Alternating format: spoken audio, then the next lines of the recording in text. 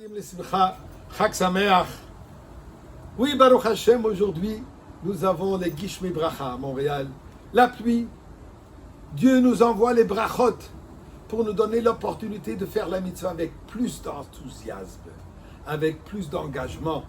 Malgré qu'il pleut, on se trouve dans la soukha. Et d'ailleurs, la pluie, l'eau, fait une part intègre de Sukkot. Nous savons la Gemara de dire, par rapport à la joie de Simchat Bet HaShoeva, quand on puisait l'eau pour la libation des korbanot durant la fête de Sukkot, Nisuchamayim, au point de la Gemara de dire, Mishel ora simchazu, l'ora simcha miyamav. Celui qui n'a pas vu cette joie extraordinaire durant la Chol HaMoed Sukkot, quand on puisait l'eau, et ensuite la simcha qui continuait dans le Beth Amikdash, les Tanaïm qui dansaient, qui faisaient de l'acrobatie, la musique, toutes sortes d'instruments, une simcha extraordinaire. Mais là, il y a une question qui se pose. L'eau, d'habitude, c'est le vin qui est attribué à la simcha. Yain et samach levanashim. L'Alacha nous dit que le vin, on fait une bracha particulière, autre que sur tout autre jus, puisque elle a un goût particulier. Elle nous amène la simcha. On fait boré preagef.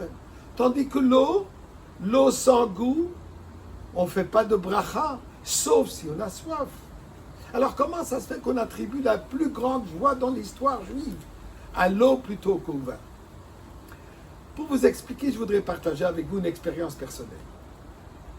Il y a quelques années, amenant une soukha mobile, une soukha que j'ai dû monter à l'intérieur les murs de la prison, j'ai monté la soukha, il faisait beau. Le gardien qui m'amène les 4 détenus juifs, on rentre dans la soukha, on fait la bracha sur le lulav et etrog, et là je commence à étaler le bon repas qu'on offre toujours pour Sukkot, et tout à coup il commence à pleuvoir. Mais mes amis, quand je vous dis de la pluie, à torrent, pas moyen de rester dans la soukha. Je dis aux gars, écoutez, prenez la nourriture, retournez dans vos cellules, et continuez à manger là-bas. Dis non, monsieur le rabbin, on va rester ici, on a 1 heure, on veut rester ici. On a mangé, on a dansé, on a fêté. C'était chanté, c'était une joie extraordinaire. Les gardiens pensaient qu'on a vraiment perdu la boussole. 1 heure passée, ils doivent retourner dans leur cellule. Ils sont retournés, et là, je dois redémonter la soukha pour la sortir de la prison. Le soleil qui brille. Et je dis à Kadosh Baruch Hu, ça, cette pluie de 1 heure a été programmée pour nous. Je me pose la question, c'est quoi le message? Eh bien, la semaine d'après, j'ai eu la réponse. À ma visite, je leur ai posé la question, qu'est-ce que vous pensez de cette expérience? Et voilà ce que Fischel me dit. Il me dit en anglais, Fischel, monsieur le rabbin, vous savez très bien que moi, ça fait déjà 30 ans que j'ai visité cette soukha. Malheureusement, in and out, continuellement des prisons toute sa vie. Jusqu'à qu'il ait décédé, le pauvre, il n'y a pas longtemps. Mais il me dit la chose suivante, tous les ans quand je suis venu, la nourriture, l'ambiance, elle est bonne, l'ambiance, elle est bonne, un changement de la routine, c'est toujours intéressant.